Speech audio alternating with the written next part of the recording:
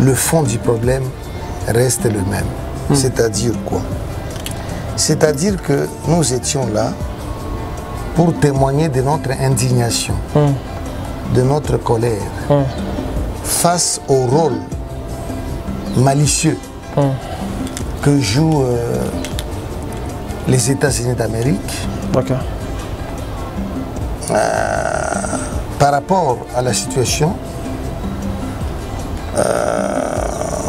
de déstabilisation à l'est de notre pays. Nous savons très bien que le M23 est une extension de l'armée rwandaise. Et ça n'a pas commencé aujourd'hui. Il y a eu des vagues de mouvements, de déstabilisation.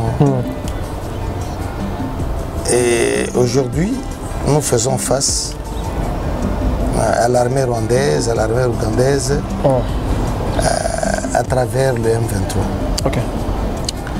Mais déjà, il faut dire ceci, que le président de la République, monsieur, des violations qui sont faites, qui sont en train d'être commises. Non. Non. Le mal s'appelle mal et il faut punir le mal. C'est comme ça. C'est la rigueur qui doit redresser ces pays-là. Mais par rapport à la mort de Chérubin, la Cour suprême vient de confirmer qu'il était suicidé. Bon, mais écoutez, cette histoire de Chérubin au Kende, c'est connu qu'il y a eu des gens, une équipe des gens disons une équipe des gens qui ont été organisés pour aller commettre ceci, tout ça. Tout ça c'est connu. On peut tout raconter. On peut tout raconter. Le mal a été consommé. Et la justice, l'affaire est entre les mains de la justice. C'est à la justice des peuples.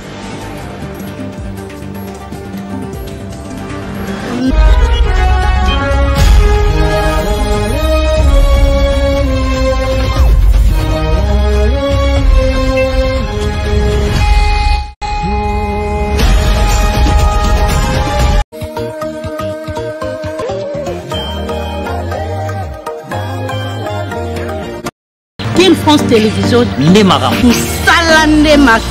bonjour chers amis fidèles téléspectateurs de la 3xW Kin France Télévisions, merci pour votre fidélité, vous êtes nombreux partout dans le monde en train de nous suivre à travers cette émission, vous savez bien, émission Lokuta na politique, votre émission, l'émission qui vous permet à découvrir l'actualité politique au Ilekaka, Nambo Kanabiso, mesdames et messieurs, bienvenue dans cette émission. Je suis Yannick Wenge, votre humble serviteur. Je vous dis seulement abonnez-vous massivement pour ne pas rater ma vidéo au Kokota na kati ya chaîne Nabiso. Je reçois aujourd'hui pour vous le professeur Franck Ansimbo. Avec lui, on va parler sur l'actualité. Torobeta li sur la marche au Lekaki vendredi passé, Congolais Kenda qui manifesté contre le génocide oyo ezalaki ko salama namboka na biso. Je reçois déjà mon invité, il s'agit de le professeur Franck Ansimbo. Professeur Franck, bonjour et bienvenue dans cette émission. Bonjour, je disais bonjour. Comment vous allez? Nous sommes là. Comment vous allez, papa? Ça va bien par la grâce de Dieu. Professeur Franck, par rapport à la marche au Lekaki, c'était le vendredi passé, vous étiez là, le jeudi, c'était le jeudi passé, vous étiez là à Pretoria pour protester contre le génocide au Salamanakati à Est, Yamboka na biso. Et comment c'était passé? Disons que il y a eu marche le jeudi dernier à Pretoria. C'était sous l'initiative d'une des organisations des Congolais. En tout cas, avec à la tête M. Charlie Minguedi. Nous, on a été là en tant que... Pas en tant qu'invité, mais en tant que Congolais concernés par la situation actuelle qui prévaut à l'est de la République démocratique du Congo. Pour recadrer, pour planter les décors, il faut d'abord dire que cette marche se situe dans la suite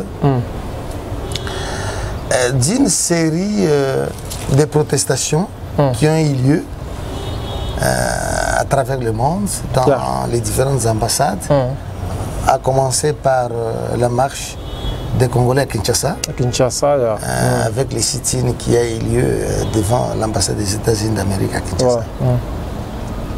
Et puis, dans d'autres parties du monde. C'est comme si votre mémo a été refusé de recevoir par monsieur l'ambassadeur des États-Unis. Bon, on peut tout raconter. Ce qui est vrai, c'est que le fond du problème reste le même. C'est-à-dire quoi? C'est-à-dire que nous étions là pour témoigner de notre indignation, de notre colère, face au rôle malicieux que jouent les États-Unis d'Amérique par rapport à la situation de déstabilisation à l'est de notre pays. Nous savons très bien que le M23 est une extension de l'armée rwandaise. Et ça n'a pas commencé aujourd'hui. Il y a eu des vagues de mouvements, de déstabilisation. Et aujourd'hui, nous faisons face à l'armée rwandaise, à l'armée ougandaise, à travers le M23. Mais déjà, il faut dire ceci, que le président de la République, M. Antoine Félix Tshilombo, a été de bonne foi, a montré sa bonne foi, de pouvoir parler avec ses interlocuteurs, c'est-à-dire ses homologues présidents, n'est-ce pas, dans la région de Grand Lac, de leur dire qu'écoutez, nous avons un problème, il faut le résoudre. Mais il faut le résoudre dans la diplomatie, de manière civilisée. C'est vrai que nous avons des richesses, nous sommes un pays riche, potentiellement riche, et que, pour dire la vérité, cela attire les convoitises de certains pays voisins. Mais l'approche, c'est de dire, mettons-nous autour d'une même table et essayons de résoudre ces problèmes dans cette espèce de coopération économique sous-régionale. En tout cas, en l'état actuel de mes côtés fait dans ce sens-là par le président de la République, malheureusement, cela a rencontré, je dirais, cette espèce de mauvaise foi de la part de ses interlocuteurs qui, à chaque fois, ne voulaient pas, n'est-ce pas, jouer, respecter les règles du jeu, c'est-à-dire carte sur table. Donc, toutes les vérités devaient être, disons, aborder toutes les vérités, quoi. Mais dans le processus, il s'est trouvé que le président de la République, Antoine Tshilombo Félix, devait passer à la vitesse supérieure, c'est-à-dire que toutes les tentatives ont été faites pour que ces problèmes soient réglés à l'amiable, mais malheureusement, les autres, avec d'autres agendas cachés, ne pouvaient pas, évidemment, étaler ce qu'ils avaient comme plan, disons, malicieux. Et nous en sommes là aujourd'hui. Il fallait que cette diplomatie pacifique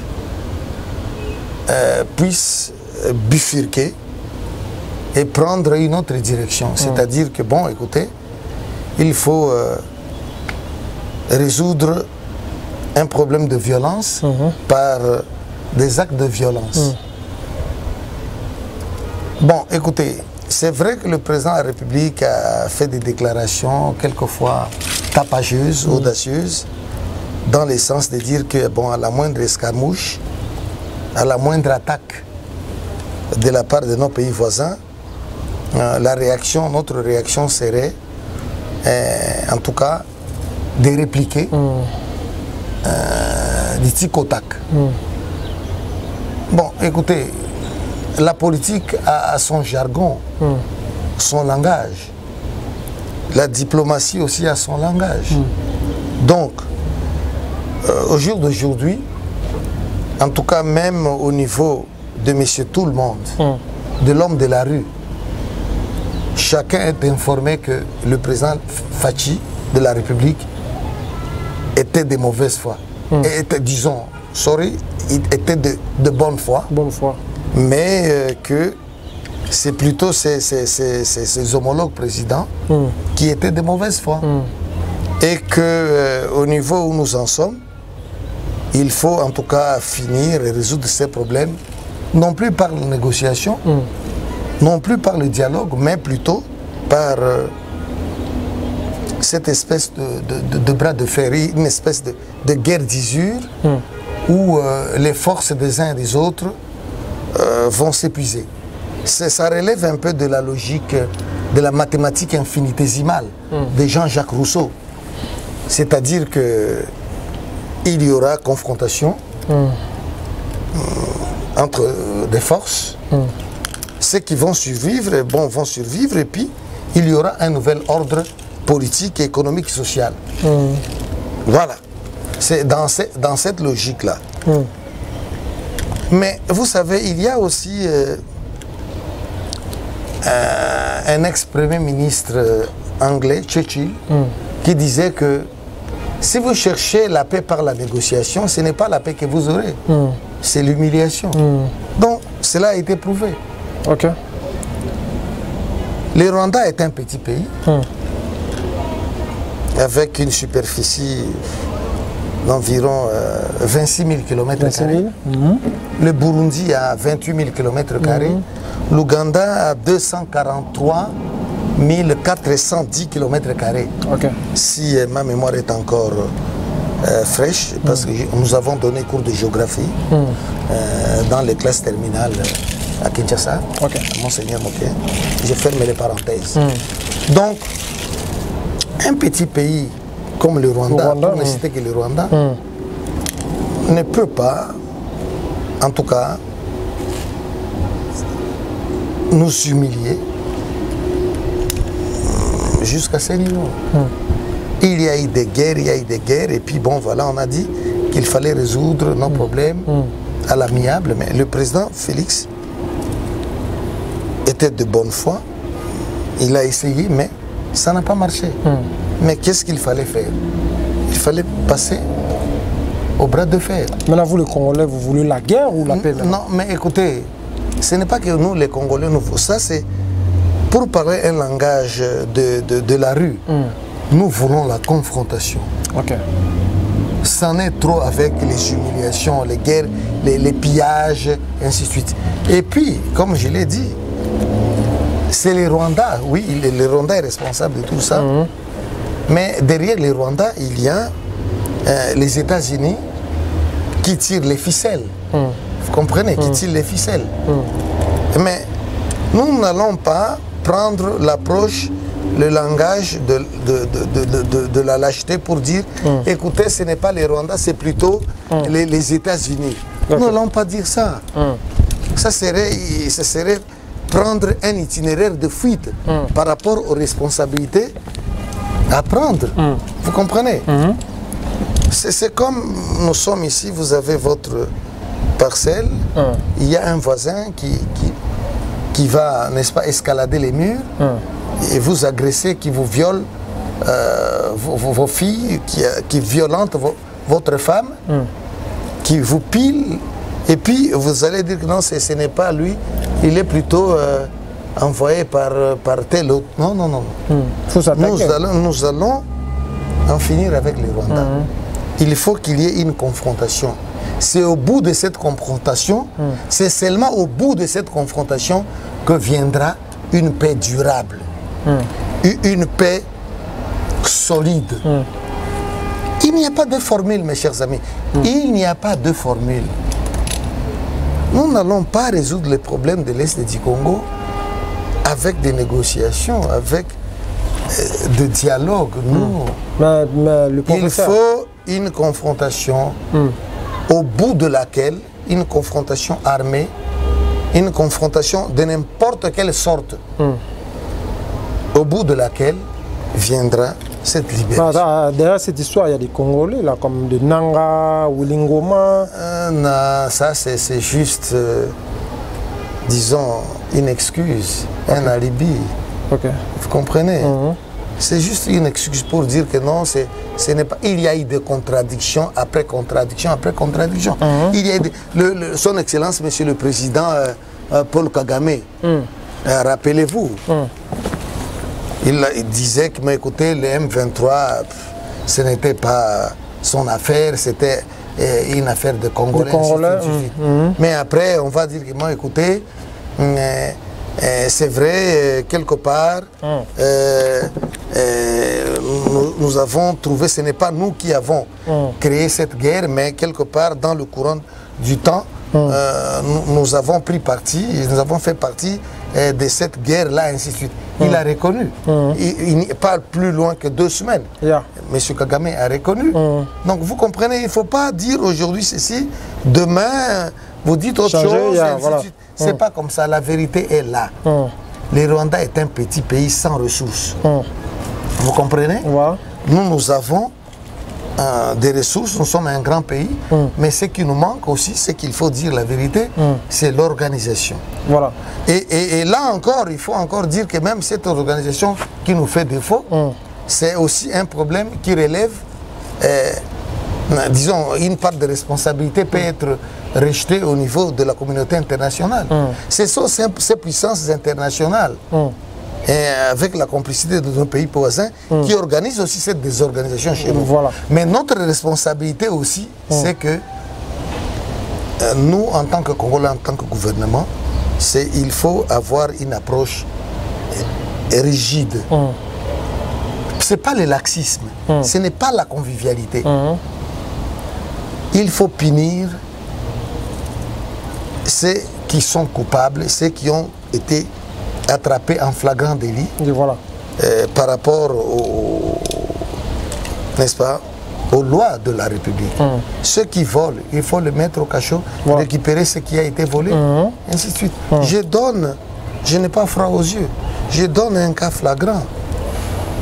Papa Kamere s'est mêlé de la mégestion, n'est-ce pas, du projet de 100 jours. 100 jours, voilà. Mais écoutez, on l'a condamné, la justice congolaise l'a condamné, mais une parodie de justice, 25 ans de prison, mais après, aujourd'hui, il est libre, il a été renommé. Non, on ne peut pas encourager ça. Ce n'est pas parce que nous avons voté le président de la République Fachi que nous allons, n'est-ce pas, taire, garder le silence des violations qui sont faites, qui sont en train d'être commises. Non. Non.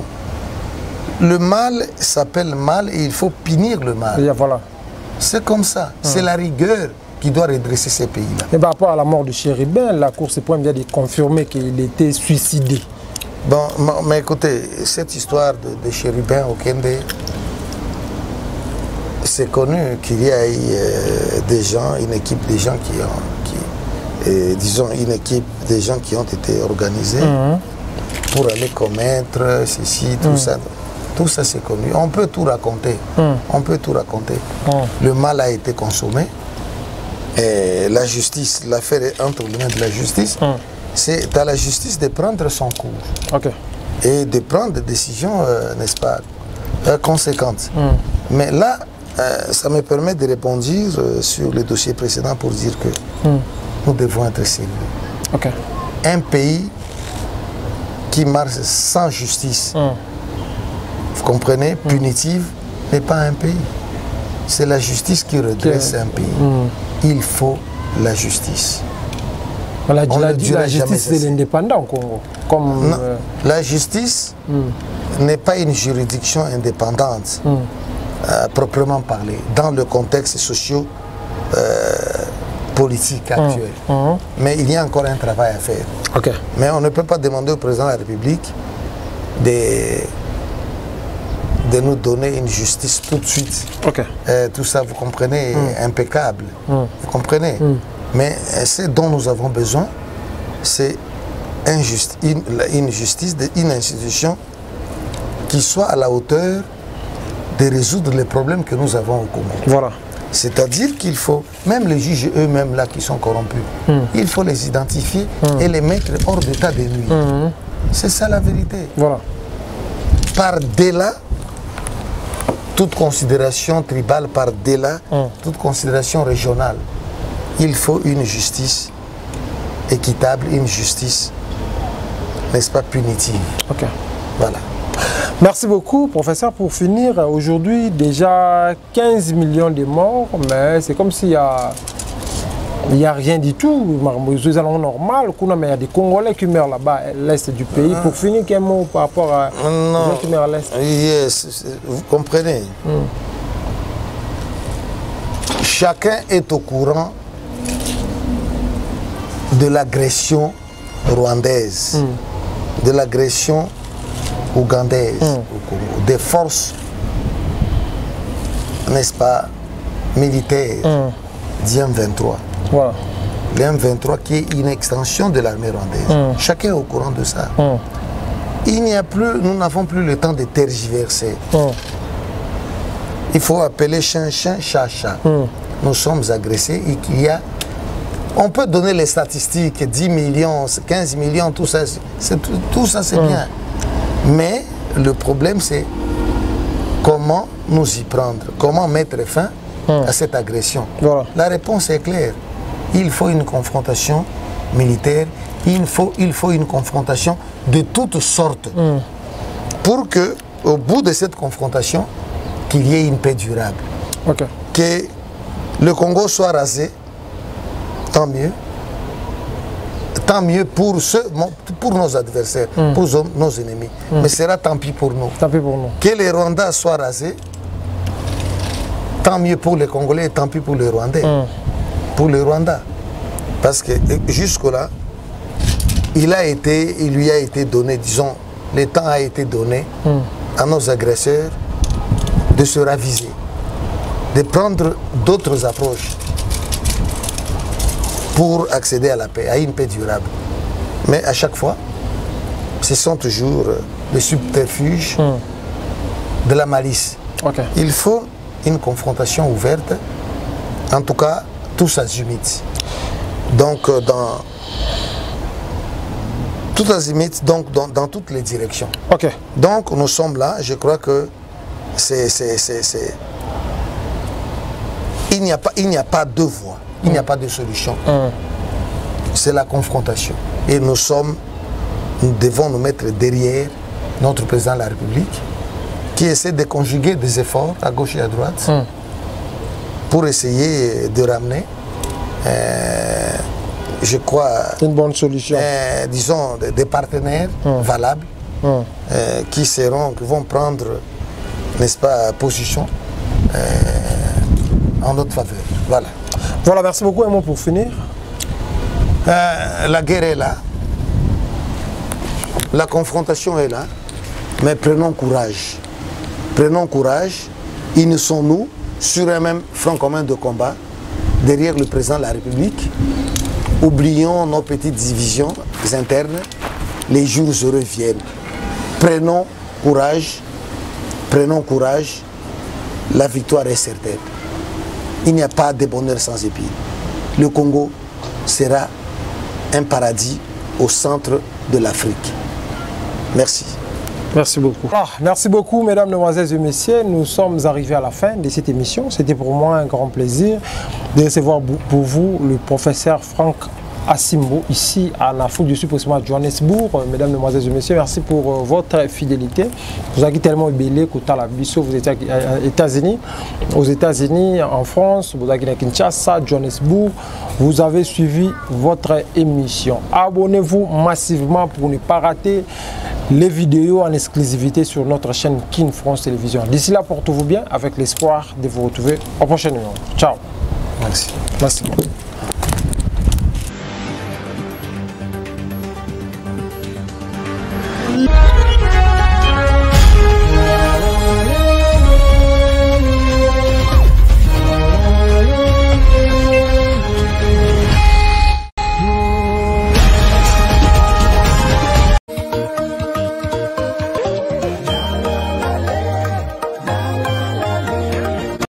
Kin France Télévision, Ndé Makam. Salande Makam.